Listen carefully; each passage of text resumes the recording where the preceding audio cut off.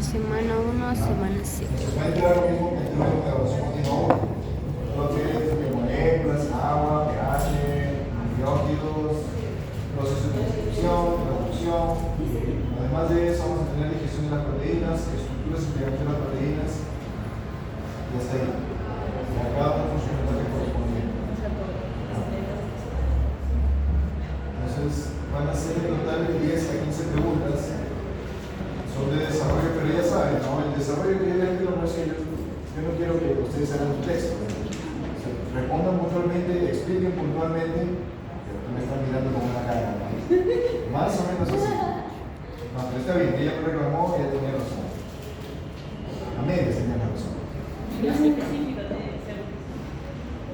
Ya, pero yo admití que mi pregunta era muy específica, por eso que o sea, yo no me cierro porque la pregunta está bien y usted respondió mal. Si ustedes me argumentan bien, yo les pongo preguntas, no hay problema. Tienen que responder bien, no tienen que saber. No. Los chicos ahora sí vamos a ver la clase.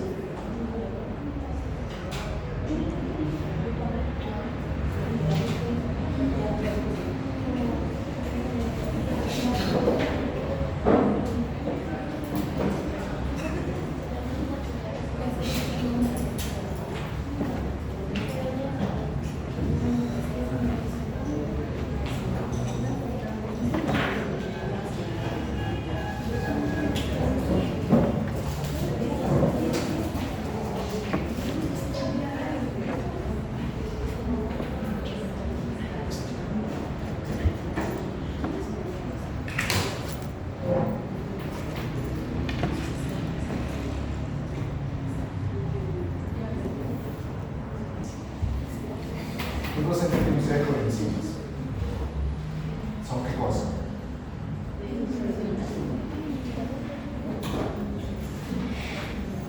¿Qué cosas son enzimas, chicos? A ver, primero, ¿qué fue lo que vimos la clase pasada? Creo que ya con el repaso que hicimos de del seminario ya ustedes saben, ¿no? Entonces, ¿qué es lo que entienden? ¿Qué es lo que entienden por enzimas? Ya, son proteínas, pero ¿qué hacen? Son estructurales. ¿Qué cosas son? ¿Son estructurales las enzimas? No, ¿qué cosas son? Son proteínas y ¿qué hacen? Realizan transformaciones químicas. Las enzimas realizan transformaciones químicas. Entonces, ¿qué es lo que vamos a ver hoy? Reacciones químicas, justamente. Todo lo que es biocatálisis, enzimas, cinética enzimática y finalmente factores que afectan la actividad enzimática. Entonces, como resultado de esta sesión, ustedes tienen que aprender a reconocer las diferentes clases de enzimas, cómo funcionan, su importancia y tienen que aprender a reconocer la inhibición de enzimas. Ustedes son de mi carrera, chicos. De primaria, ¿no? Es importante que ustedes conozcan las enzimas, ¿no? Porque, por ejemplo, como yo dije la vez pasada, ¿no? Si tú, por ejemplo, le das a un perro camote, él se alimenta bien, ¿no es cierto? Pero si a un lobo, que es la especie de donde viene el perro, tú le das camote, ¿tú crees que se va a alimentar bien? No, porque no tiene qué cosa, ¿qué cosa es lo que le falta? Le faltan las enzimas para digerir el camote. En realidad, más ¿no? Entonces, las enzimas son las que realizan transformaciones químicas. Entonces, ¿por qué ustedes que será la importancia de las enzimas? ¿Por qué creen ustedes que será la importancia de las enzimas? Degradar. ¿Qué pasaría si no hubiera enzimas? No podría degradar por nada, ¿no? Pero no siempre va a ser degradar. Es decir, las enzimas también te permiten obtener energía, ¿no? Te permiten realizar movimiento, por ejemplo. ¿Sí?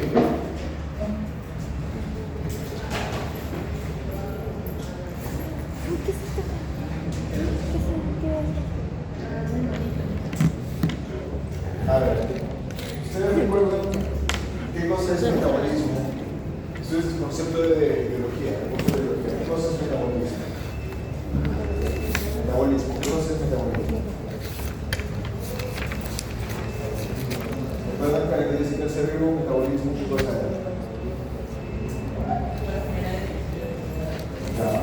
¿Qué cosa?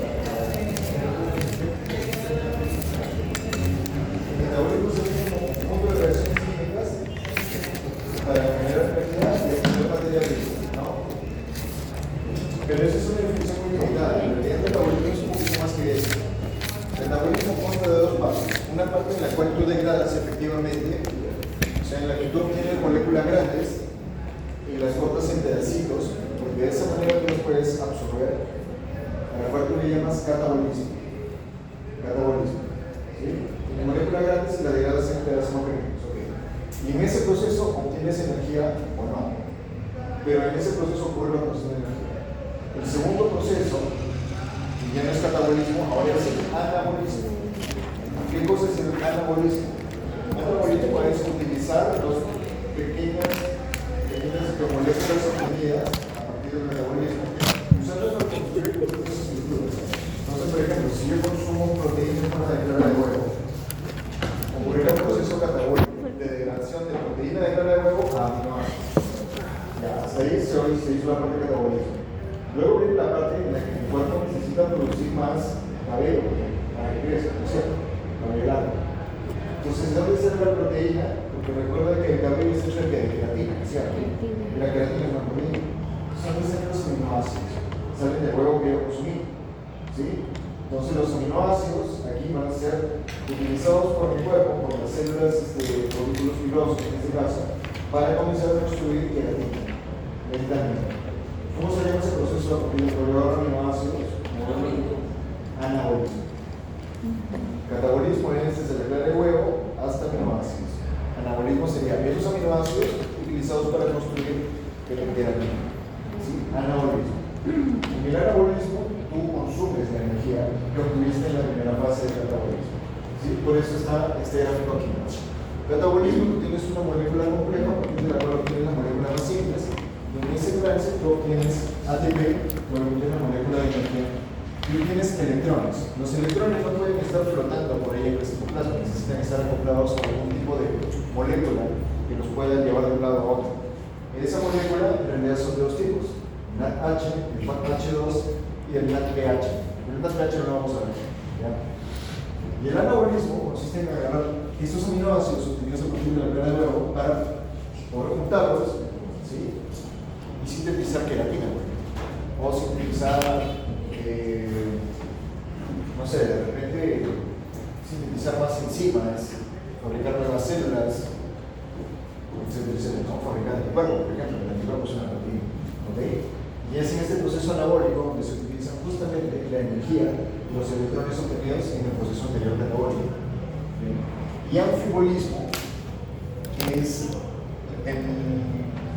el hecho de tener ambas vías ocurriendo en simultáneo.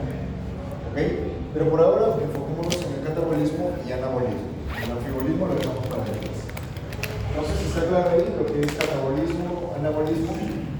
¿Les ha quedado claro? ¿Tiene alguna duda?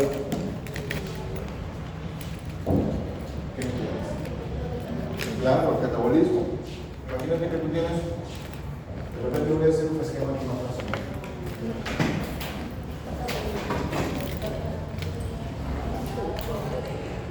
Bien, lo vamos a entender bien fácil ahora.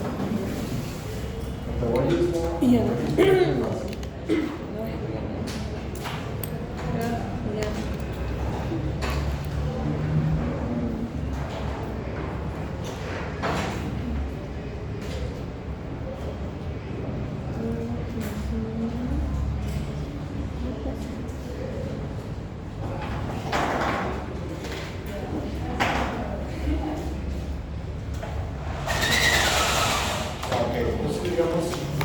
Tienes un huevo aquí, ¿okay? De este huevo tú vas a tener la clara, ¿no es cierto? La clara y la yema. Dentro de la clara lo que tú vas a tener son proteínas. Básicamente es, no sé si ustedes han tenido biología presencial o virtual. Presencial. Ustedes tuvieron la práctica de biomoléculas presencial. Recuerden ustedes, regresando que habrá sido hace 2 semestres atrás, cuando ustedes hicieron la práctica de biomoléculas que tuvieron que llevar el huevo, y al huevo le pusieron un reactivo, se ponía de un color, ¿recuerdan eso? ¿Recuerdan que se puso un color de clara de huevo? ¿Alguien recuerda el color?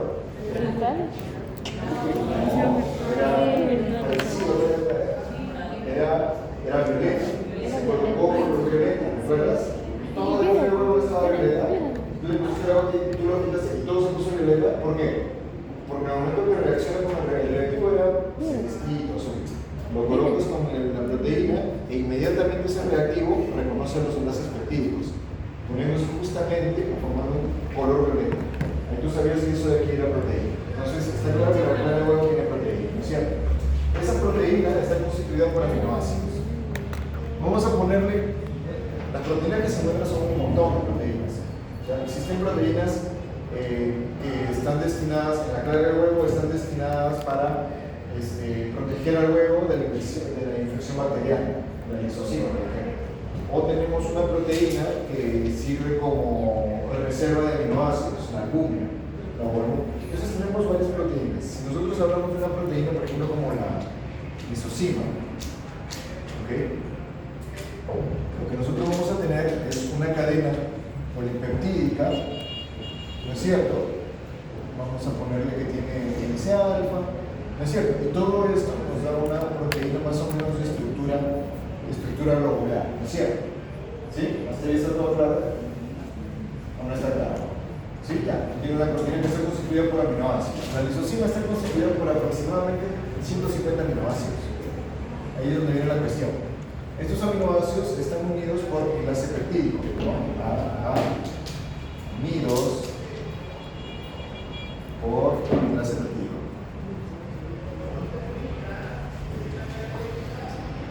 Cuando tú consumes clara de huevo en forma de huevo frito o huevo duro, lo que tú quieras, esa proteína va a llegar a tu estómago. Y en tu estómago va a comenzar a ser digerida. Primero, el pH ácido del estómago va a agarrar esta proteína y la va a transformar en una cadena estirada de aminoácidos. De repente un poquito de estructura tridimensional, pero aquí tenemos el aminoácido 1, el aminoácido 2, ¿sí? Hasta llegar a este aminoácido 150, ¿sí? Y luego, ¿qué comienza a ocurrir? Vienen las enzimas, como ¿cuál es la enzima digestiva en el estómago? ¿Alguien recuerda? ¿Cómo se llama la pepsina? Exactamente, viene una enzima, ¿sí? Una enzima aquí, viene la enzima y justamente corta en este enlace peptídico aquí. Entonces, como resultado, tú vas a tener una cadena aquí, ¿sí? Cortas aquí, le voy a poner aquí una tijerita, ¿no? Cortas aquí y luego vas a tener otra cadena polipeptídica. Obviamente, esta enzima no va a actuar solamente una vez, va a actuar varias veces. ¿Sí? Y cuando llega al intestino, la digestión continúa. O sea, a las finales, al final del proceso, lo que tú vas a tener son un aminoácido por aquí, ¿sí? Otro aminoácido por aquí, otro aminoácido por aquí. Vas a tener una sopa de aminoácidos. ¿Cuál es el proceso que ha ocurrido? El catabolismo. ¿No es cierto? Porque ha sido desde una cadena de aminoácidos hasta aminoácidos sueltos uno con el otro, ¿sí o no? Entonces, ese proceso es un proceso catabólico, de degradación. Luego esto es absorbido por nuestra función. Si está viendo ahí los aminoácidos. Pero sí entienden la parte que va desde la proteína hasta sus aminoácidos constituyentes.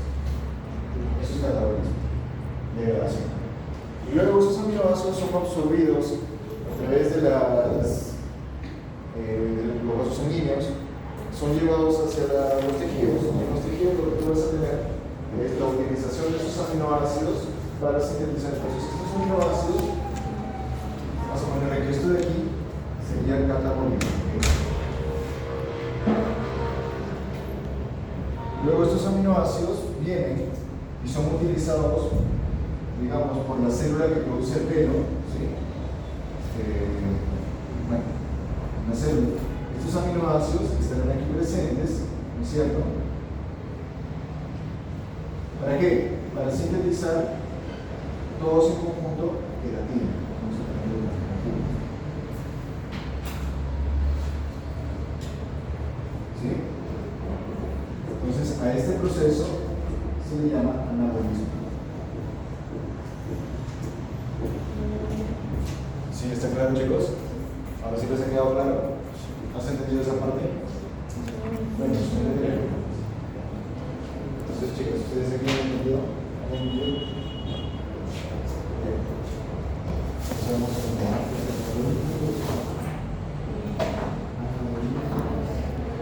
Anabolismo es constructivo, ¿no?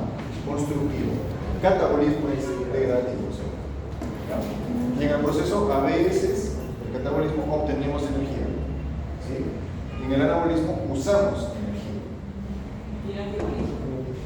Y el anfimolismo es cuando tienes ambas vías ocurriendo al mismo tiempo.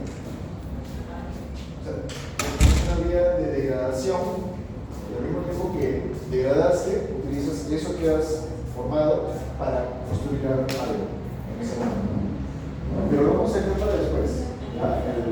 Primero entender bien el catabolismo y el anabolismo. Luego llegamos al anfimolismo y toda la cuestión esa.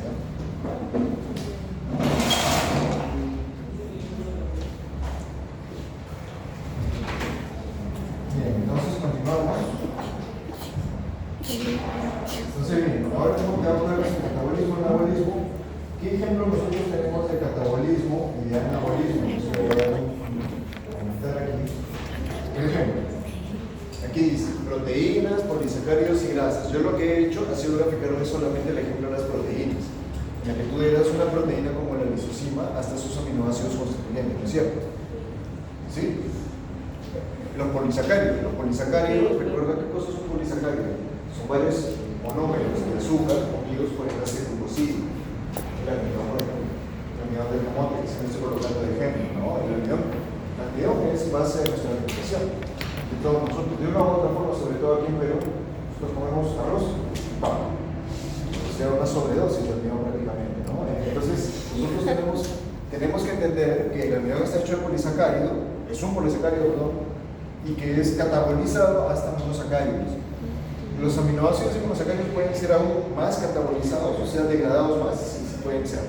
Pueden ser degradados hasta una molécula denominada acetilcoenzima. No la vamos a ver ahorita, solo la menciono.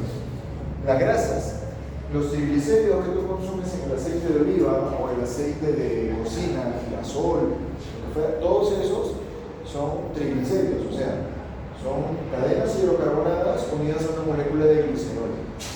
¿Sí? Es cuando entra en otro organismo, viene una enzima, la limpasa, y ella corta, separa el glicerol por un lado y ácido grasoso por el otro. Está haciendo esta catabolizando, está degradando. ¿Ya? Bien. Entonces, eso sería ejemplo de vía catabólica. ¿Qué sería una vía anabólica? Bueno, a veces, cuando tú te has alimentado bien, por ejemplo, has ido a la universidad, has tenido una cena, has podido almorzar, el cuerpo necesita producir glucosa para enviar a otros órganos. ¿Sí? Y esto ocurre en un periodo mayor de 24 horas, entonces prácticamente ninguno de ustedes estará pasando, ¿no? Porque hasta 24 horas el glucógeno es lo que tiene. Pero digamos que pasa por lo menos un día sin comer, no te has alimentado y al día siguiente no te estás alimentando bien. ¿Qué es lo que hace tu cuerpo? Tu cuerpo tiene que comenzar a sintetizar glucosa, porque es la forma de enviar energía a otros tejidos. ¿Quién hace este trabajo? El hígado. Entonces el hígado tiene que agarrar de donde él tenga, tiene que agarrar alguna molécula simple y comenzar a utilizarla para formar una molécula de glucosa. Entonces eso es lo que se muestra aquí, ¿no? A partir de aminoácidos tú puedes sintetizar una molécula de glucosa, o sea, estás agarrando una molécula bien simple como un aminoácido, lo estás transformando en una molécula un poquito más compleja, no tan compleja, un poquito más compleja denominada glucosa. Esta es una vía anabólica, ¿sí? Estás construyendo algo. Que luego la glucosa sale del hígado, vía sanguínea, se va al cerebro, se va al músculo, esencialmente eso es lo que. Bien, luego tenemos la vía anfibólica. Vía anfibólica es una vía en la cual tú tienes. Ya, la cuestión es que esta vía de aquí para ustedes obviamente no les va a mostrar mucho. ¿Por qué? Porque ustedes tendrían que ver, por ejemplo, que el oxaloacetato, ¿sí?, puede ser utilizado para generar un aminoácido denominado ácido aspartico, y a partir de ahí puede sintetizar proteínas. Por eso esta parte yo prefiero como pasarla por ahí.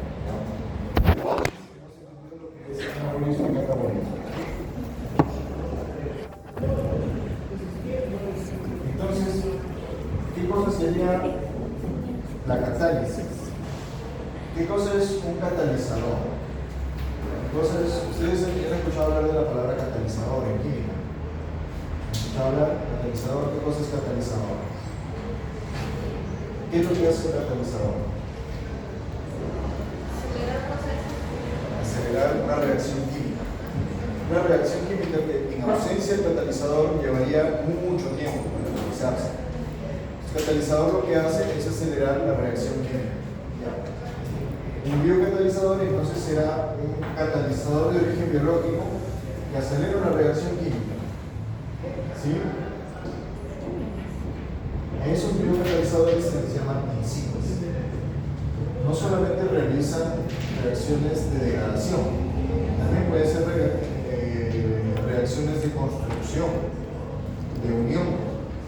¿Ok? Entonces, las enzimas, proteínas que catalizan reacciones químicas en los seres vivos. Hacemos esta parte.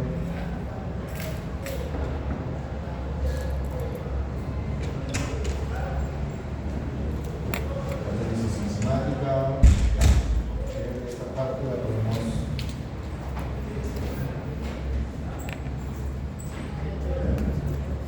Bien, chicos.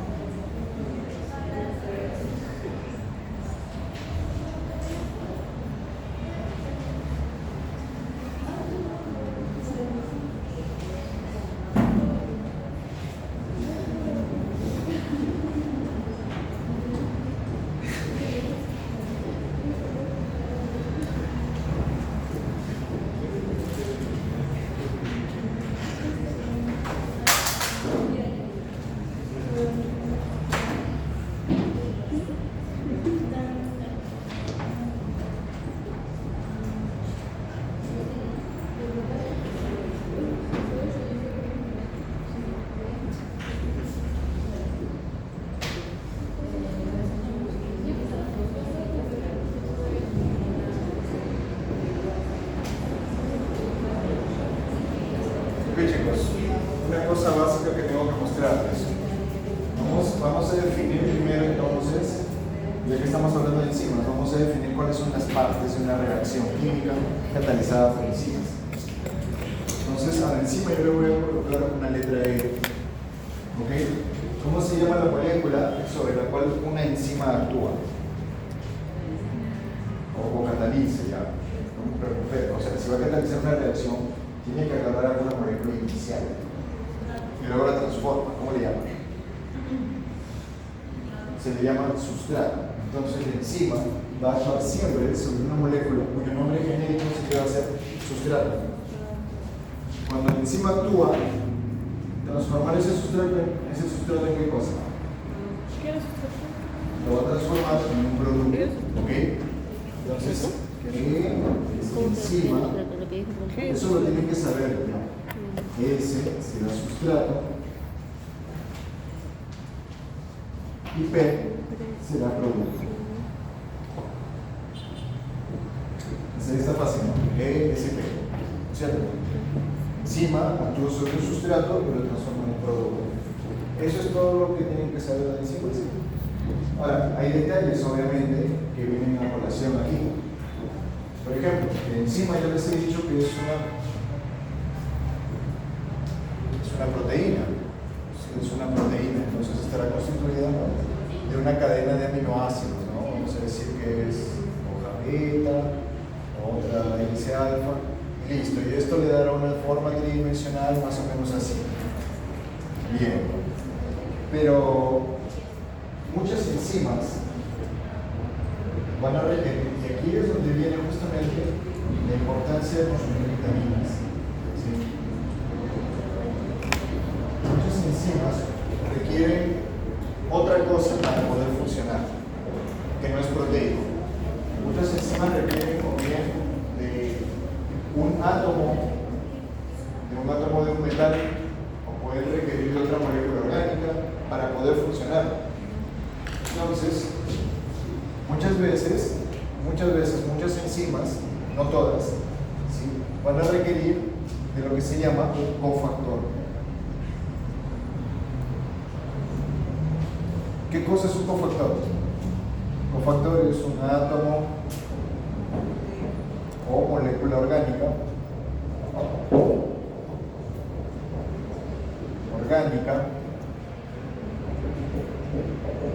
que permite que la enzima funcione. ¿Sí? Cofactor, molécula orgánica, permite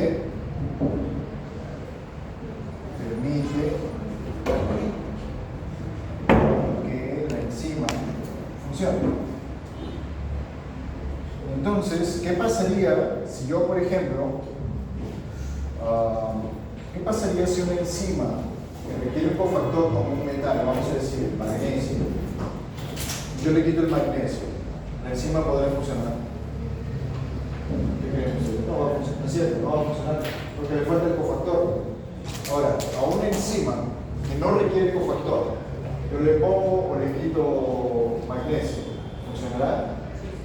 Independientemente de que le ponga o le quite magnesio, porque no requiere. Entonces, hay enzimas que por sí solas funcionan y hay otras enzimas que requieren la presencia de un cofactor. Este cofactor puede ser un átomo, un metal divalente, lo que ustedes quieran. ¿Bien? Entonces, ¿cómo se le llama en este caso? Y solo en este caso, voy a ponerlo aquí, ¿no? La enzima puede ser totalmente proteica. Totalmente proteica. Proteica, por lo tanto, no va a necesitar de cofactor. Por lo tanto, no requiere cofactor.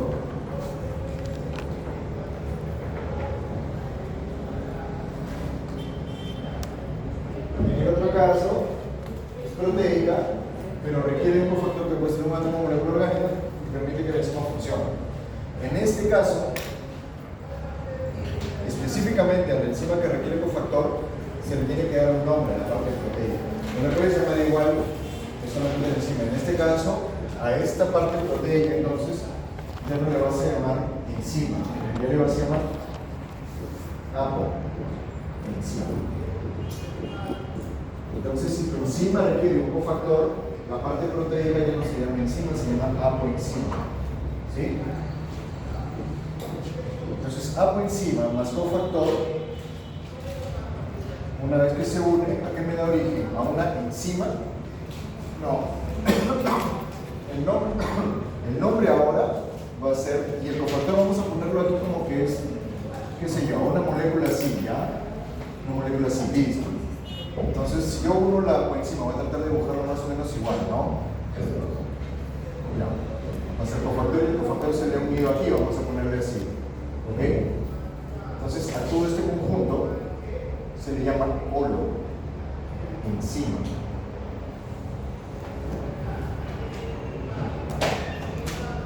¿Ok? Y recién ahí podrá actuar sobre un sustrato. ¿Ok?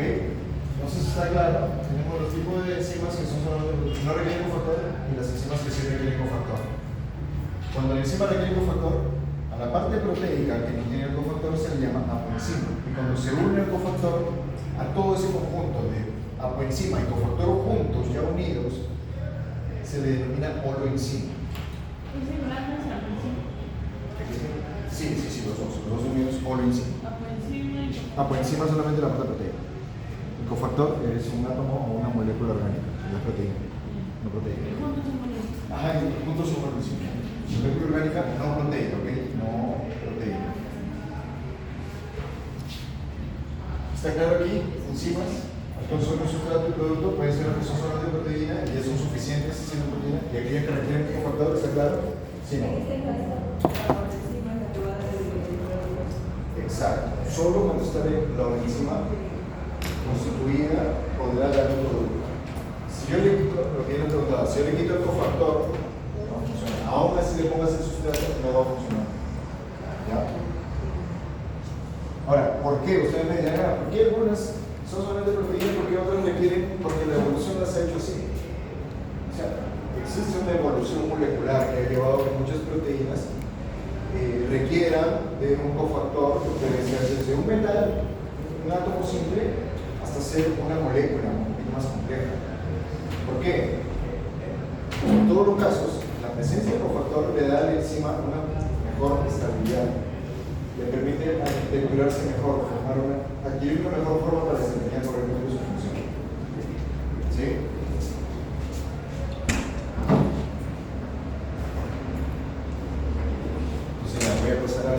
Voy a estar saltando siempre la pantalla y la pizarra, ¿no?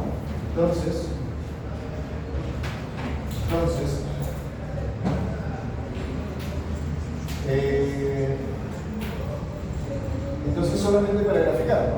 Lo que yo estoy diciendo, la apoenzima es la parte proteica que se va a unir a un cofactor que está representado por esta figura aquí, ¿sí? Y solamente cuando se une formará la enzima que ahora sí podrá actuar sobre el sustrato, podrá unirse al sustrato y podrá transformarlo en producto. Entonces esta parte está clara.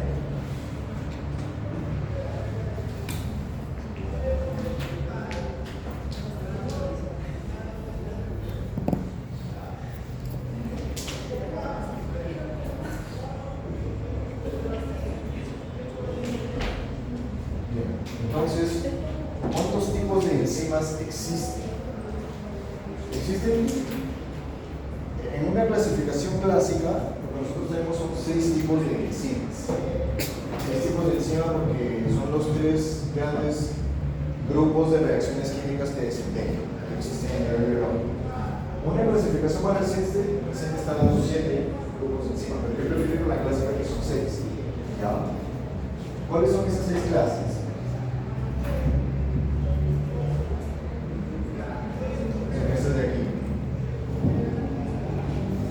La primera clase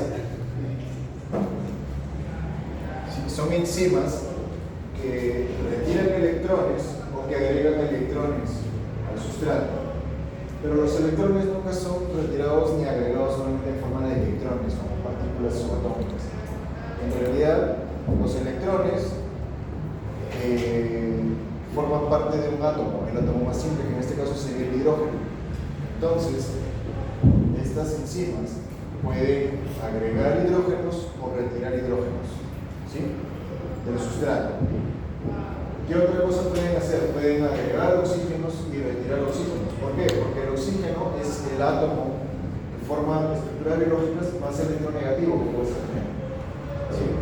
Entonces, por ahora solamente tenemos que quedarnos con la definición de óxido reductasa. Agrego, retira hidrógenos y oxígenos. ¿Ya? La segunda clase son las transferasas.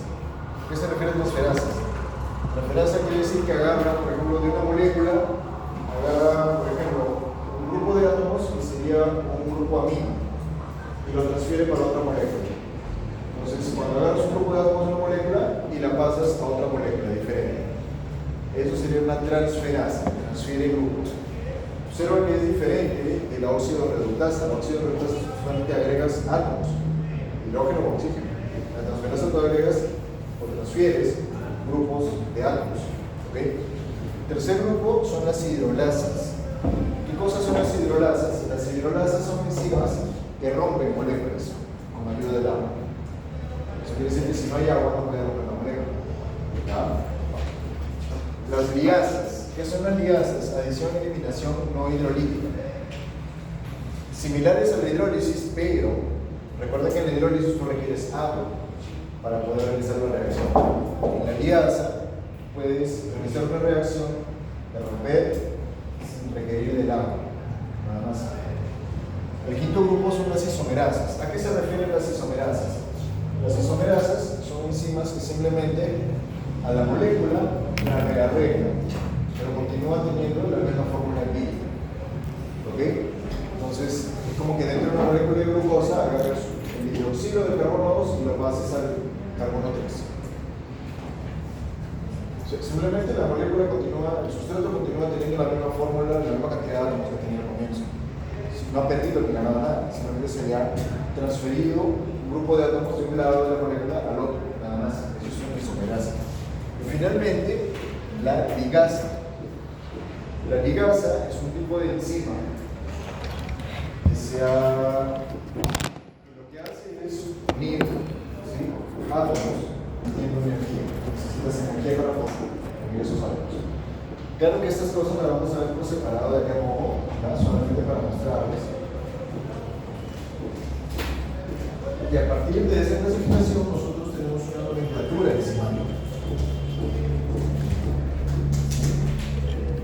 Entonces, ¿cómo se le da el nombre a un enzima? Por lo general, la enzima va a tener una terminación típica, una terminación asa.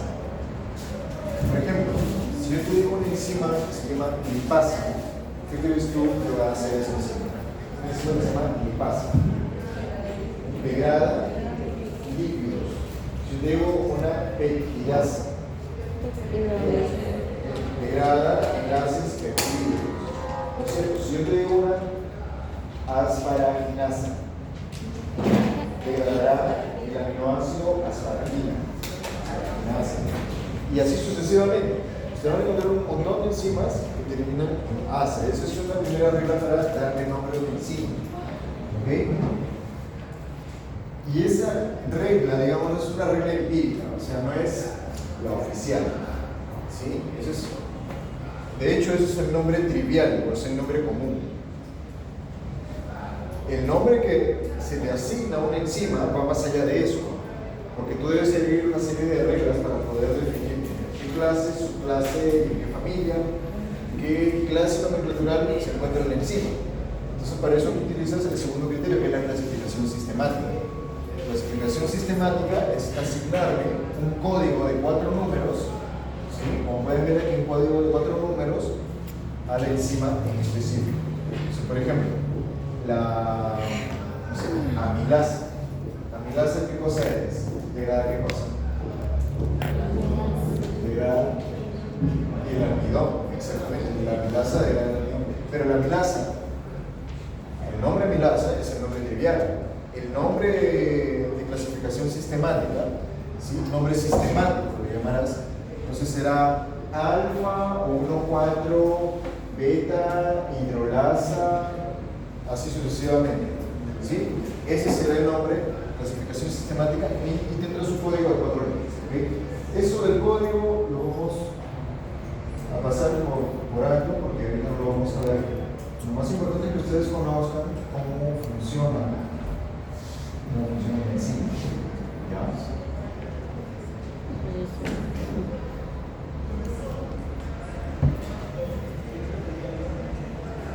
Entonces aquí, a partir de ahora, cada diapositiva te va a explicar qué es lo que es la enzima. Por ejemplo, el primer grupo de enzimas que les he hecho en total de 6 es la oxidorreductasa, ¿no?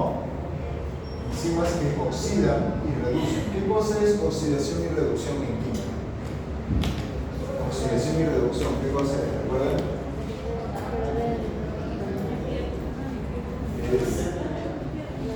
Díganme qué cosa. Electrones.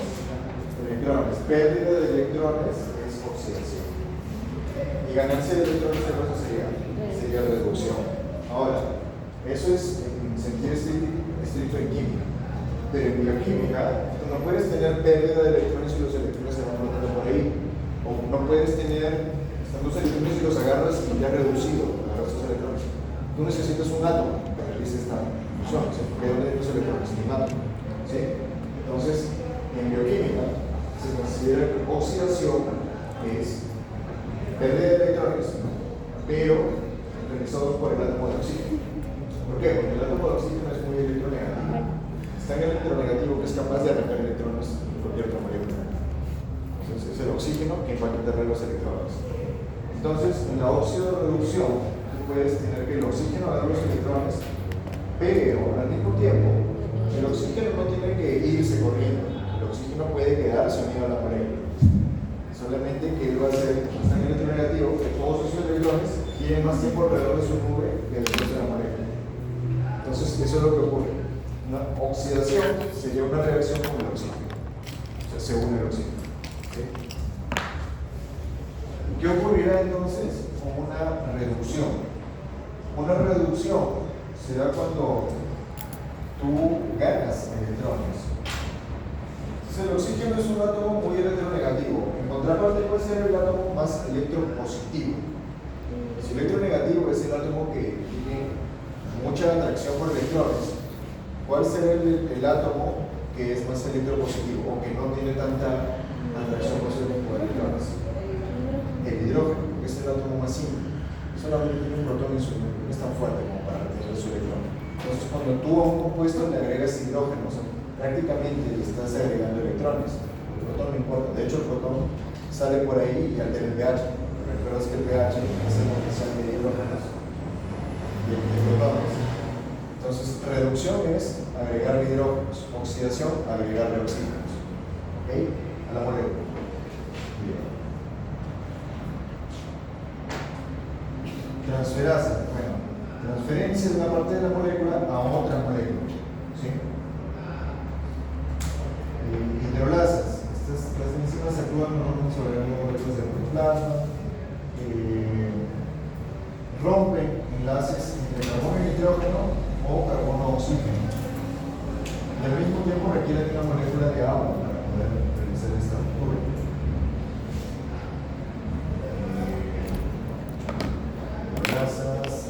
Las enzimas digestivas del estómago y del intestino, las diasas. ¿Qué cosas son las diasas? Las diasas son enzimas que también rompen enlaces, pero no utilizan el agua, utilizan otros átomos. Las isomerasas hacen esto, por ejemplo, cambian de posición. El grupo, bueno, aquí no se ve, ¿no? Este grupo X que está unido a la parte A de la molécula, la va a pasar para la parte B. La fórmula química va a continuar siendo la misma, ¿cierto? A, B y X. Solamente que X, en vez de continuar unido a A, ahora está unido a la parte B.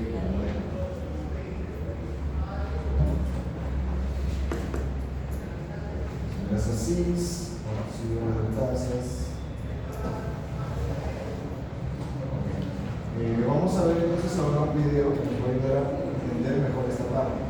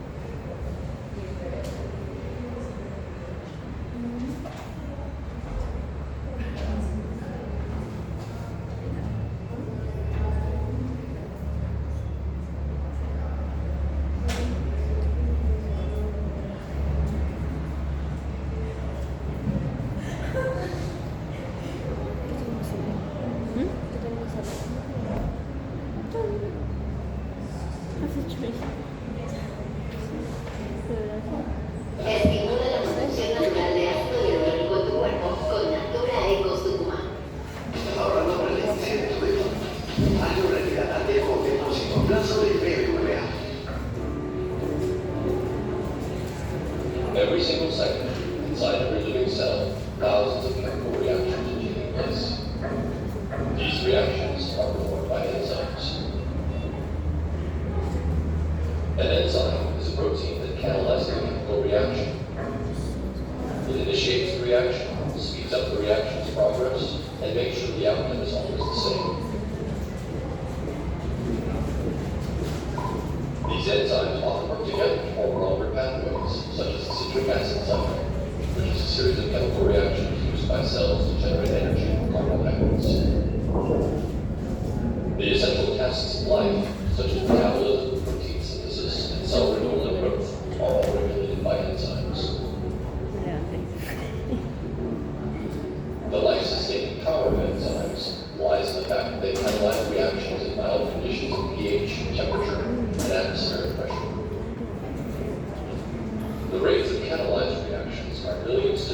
times faster than those of the same reactions uncatalyzed.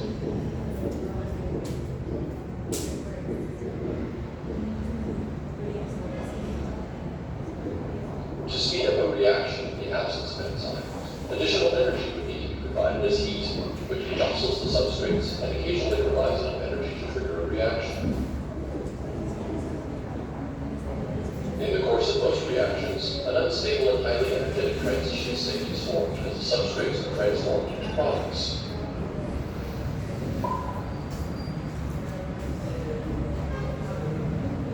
An enzyme acts as a template for the reaction, binding to its substrate and pulling it in the proper position to form the product.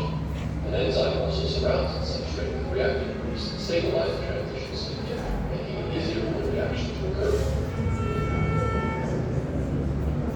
To understand how enzymes work, let's take a closer look at the reaction of the citric acid cycle that is catalyzed by the enzyme aconitase.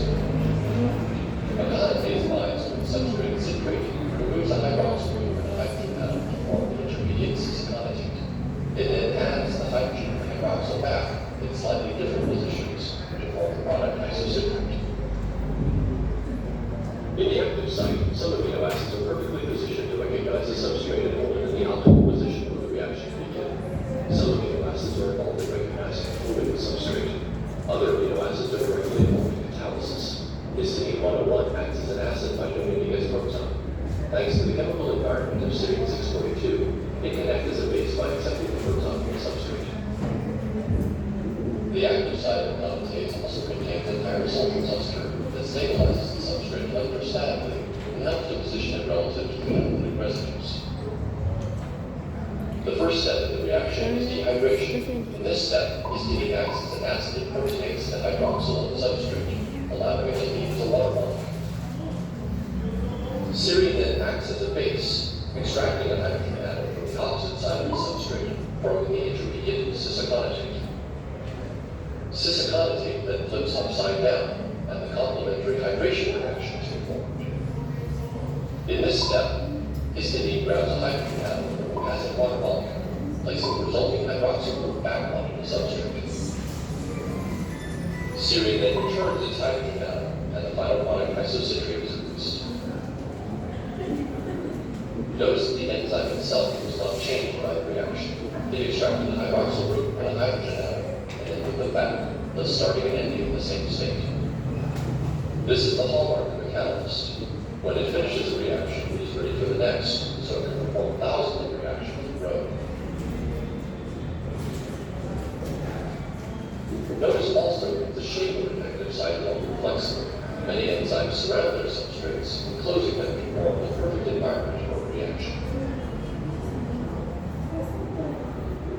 Enzymes are fundamental to life on Earth, working every second of every day to maintain life processes in every cell in every living creature on the planet. Bien chicos, entonces en el video lo que nosotros vemos es cómo funcionan las enzimas con respecto a su sustrato. ¿Sí?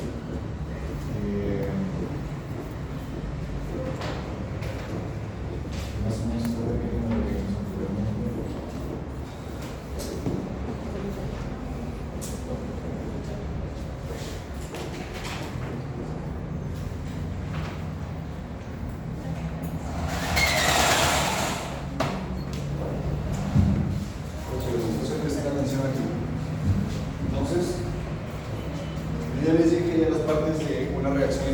Enzima, sustrato y producción. Sustrato es el producto. Entonces, dentro de la enzima, voy a tratar de dibujar la enzima como, más o menos como apareció en el video, ¿ya? Entonces, todo esto es una molécula de proteína. Esto quiere decir que yo tengo una cadena polipeptídica aquí en forma de alfa hélice, luego en forma de hoja beta, otra alfa hélice, luego lo que tengo es un giro beta, otra alfa hélice, luego otra hoja beta, otra alfa hélice, listo. Entonces, más o menos esto de aquí se da una representación bidimensional de mi proteína. Entonces, lo que yo tengo que reconocer es algo. La proteína, la enzima es una proteína, es una molécula bastante y el sustrato usualmente suele ser una molécula mucho más chica. Ustedes han visto en el video que el sustrato tenía más o menos qué sé yo, como este tamañito, no era chiquitito. Ya. El lugar de la enzima que se une al sustrato, el lugar de la enzima que se une al sustrato se le llama sitio activo.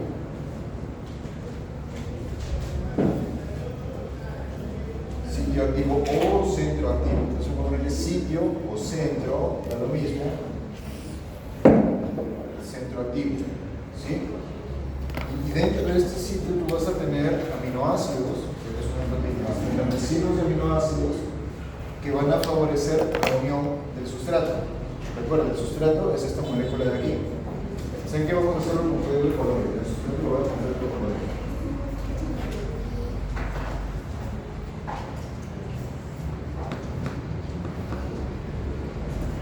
Entonces vamos a hacer un sustrato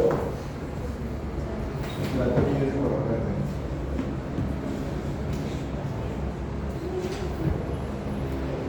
Entonces el sustrato debe tener de esta forma, listo. ¿No? Ya. Entonces, ¿está claro? Sitio o centro activo. ¿Qué cosa es el sitio o centro activo entonces? ¿Dónde está? ¿El lugar de quién? ¿Dónde está el sustrato? De la enzima donde se une el sustrato. Ya. Ahora, ese sustrato, como ustedes han visto en el video, no es solamente una molécula de sustrato. Tienes varias moléculas de sustrato sueltas por ahí, ¿no? Un montón de moléculas de sustrato sueltas por ahí. ¿Bien? Un montón de moléculas de sustrato sueltas por ahí. Entonces, ¿qué es lo que ocurre? Este sustrato va a estar continuamente, bueno, tenemos que entender que esto de aquí está en un medio intracelular. Y dentro de la célula, ¿cuál será la molécula más abundante? El agua. El agua es la molécula más abundante. Entonces, tanto el sustrato como la enzima están, digamos, nadando en agua, ¿no? Pero el sustrato, para poder ser agarrado por la enzima, tiene que tener la oportunidad de poder encontrar el sitio activo, porque el sustrato podría venir y unirse a esta parte de aquí, pero se une y se suelta. ¿Por qué? Porque simplemente esta parte de la enzima no está diseñada para agarrar el sustrato, ¿sí? O podría chocar aquí. Lo que tú tienes en realidad es que a nivel molecular, lo que tú vas a tener bastante son colisiones moleculares entre el sustrato y la molécula de la enzima, ¿ok? Entonces, esas colisiones moleculares en algún momento van a favorecer que el sustrato sí pueda chocar con el centro activo, y una vez que choca con el centro activo, ¿qué ocurre? El sustrato se va a unir al centro activo por, digamos, 3 enlaces. Enlaces covalentes, no son enlaces covalentes, son interacciones con enlaces débiles. Por ejemplo, enlaces iónicos, enlaces hidrofóbicos, puentes de hidrógeno, etcétera, etcétera. ¿Okay? Entonces tú vas a tener unos enlaces formándose entre el sitio activo de la enzima y el sustrato. ¿Qué ocurriría en el caso, por ejemplo, que tú requieras un cofactor? En el caso que tú requieras un cofactor, lo que tú vas a tener probablemente es, si yo el cofactor, inclusive le voy a poner aquí en azul, voy a dibujar aquí en azul, cofactor.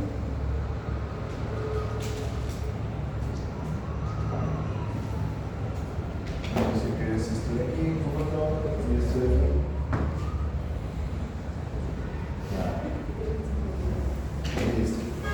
¿Qué pasaría en el caso que fuera una enzima que requiere un cofactor?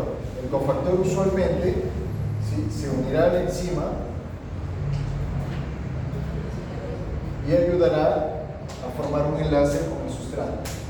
¿Sí? Esa sería la función del cofactor. Pero recuerda, no todas las enzimas requieren cofactor. Hay las enzimas que sí requieren y aquellas que no requieren.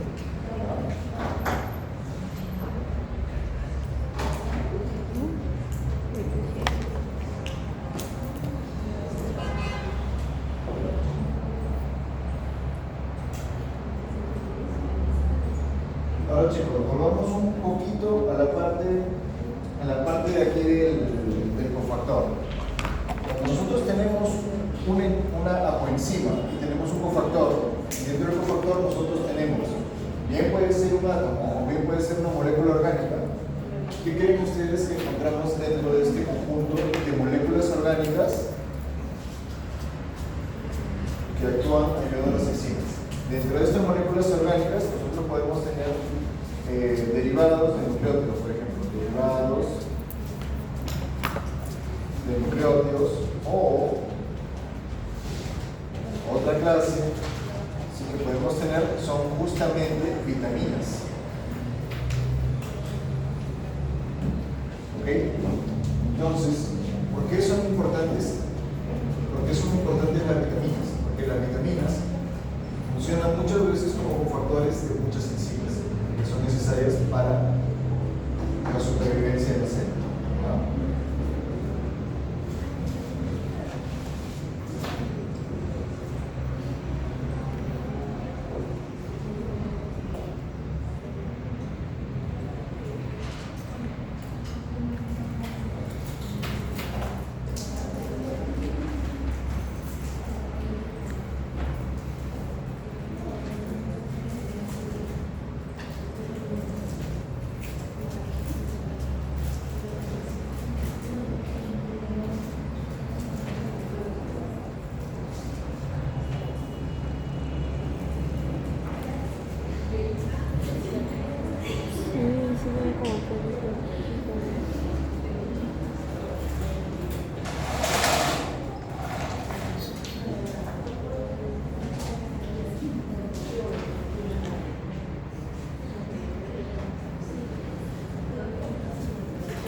Entonces ya hemos visto la nomenclatura de enzimas, los diferentes tipos de enzimas. Eso ustedes lo van a estudiar, ¿no? A partir de aquí, del libro.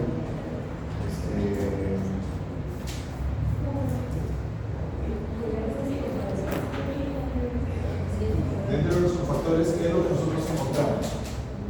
Entre los cofactores nosotros podemos encontrar, por ejemplo, metales divalentes como el hierro, cobre, potasio, manganeso, magnesio, zinc, etcétera, etcétera. De nuevo, lo que yo les había mostrado, ¿no? La coenzima que sería la parte proteica y el cofactor que puede referirse o bien a un átomo o bien a una molécula orgánica. Solamente cuando están unidos pueden catalizar el sustrato hasta transformarlo en producto.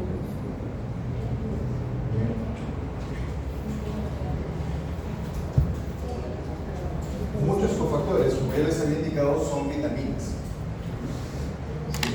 Vitamina B, vitamina C, por ejemplo. Entonces, cuando tú tienes falta o deficiencia de vitaminas, no podrás tener ciertos procesos enzimáticos. ¿Cuál es uno de estos ejemplos más claros? A ver, ¿quién conoce el escorbuto? Ah, sí, el escorbuto. ¿Qué cosa es el escorbuto? Una bolita Las llagas que te aparecen en la boca. en la boca. ¿Cierto? ¿Y por qué aparecen esas llagas? Por la vitamina C, ajá, no hay mucho. ¿Cuál fue la vitamina C? Pero ¿qué ocurre con la vitamina C? La vitamina C está encargada de darle un electrón al proceso de reparación de tejidos. Durante el proceso, ¿por qué ocurren las llagas en la boca y no ocurren en otro lado? Porque la boca está constantemente sujeta a la fricción. ¿Cierto? El epitelio está sujeto constantemente a la fricción. ¿Por qué? Porque nos alimentamos. ¿Cierto? O sea, el alimento va a estar rozando con el epitelio todo el rato y va a estar causando que se destruya, que se suelte. De hecho, no sé si ustedes recuerdan, en su tercera práctica de biología, licenciada, dicen ustedes, recuerdan que ustedes le vieron la célula animal. Recuerdan que ustedes pasaron un hisopo, qué fácil se desprendían las células para colocarlas en la lámina.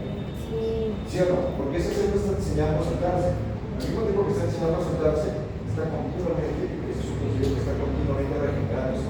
Y entre las cosas que se regeneran está el colágeno, que es lo que forma la matriz celular, ¿cierto? Es el proceso de generación del colágeno que requiere la vitamina C. Si no tienes vitamina C, no tienes colágeno, por lo tanto no vas a tener tejido. Entonces lo que vas a tener son llagas, que nunca se cierran, nunca se van a cerrar.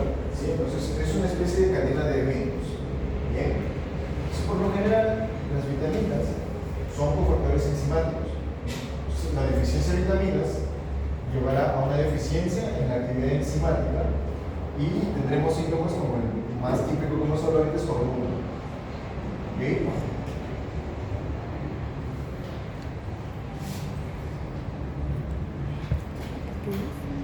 Esta es la teoría. Ya, a ver chicos, haciendo un repaso. ¿Cuáles son los 6 tipos de reacciones químicas que realizan las enzimas? Óxido, reducción, ¿qué más? ¿Cuál es el otro? Ligasas, sí, ligasas. Transferasas cuando pasas de un grupo de un molécula a otra, ¿qué más? Hidrolasas cuando rompes enlaces utilizando la molécula de agua, ¿qué más? Isomerasas, liasas, sí, súper fácil, ¿no? Son los 6 tipos de enzimas que hay. Así como pueden actuar las vitaminas en las reacciones químicas. A ver, ¿de qué manera funcionan las vitaminas en los iones en una reacción química? ¿Cómo funciona una vitamina o un ion en una reacción química? Eso va a caer. Las vitaminas y los iones constituyen qué cosa? De las enzimas. ¿Sabes? Por supuesto que no aparece. ¿Cómo pueden actuar las vitaminas y los iones? Ya, entonces, ¿cómo pueden actuar las vitaminas y los iones en la reacción química?